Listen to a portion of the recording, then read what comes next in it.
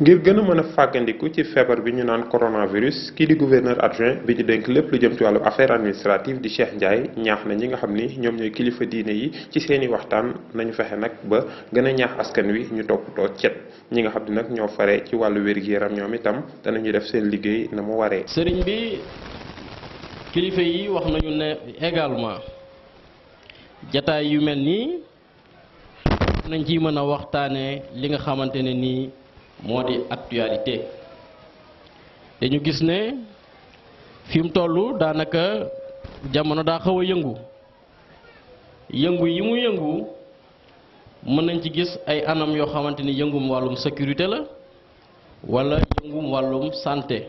ca Màkka Koulibantang ci waajtaayal ziyaara daayira Ibrahimiya comité d'organisation bi fas yéene amal bisub set setal bu mag boo xam ni dañ koy yaatal. maanaam juróom benn fukkeel ak ñeent édition daayiratul al Ibrahimiya bu Màkka Koulibantang bi nga xam ne Cheikh El Hadji Ibrahima Dia bi Kabir bi mag bi papa yi moo ko sos. wax nañ tan hygiène Màkka incha allah lu ñu wax dëgg la parce que ville buy croissante rek dëkk buy mag rek day ànd ak jafe-jafe yooyu hygiène waaye Màkka at bu ne.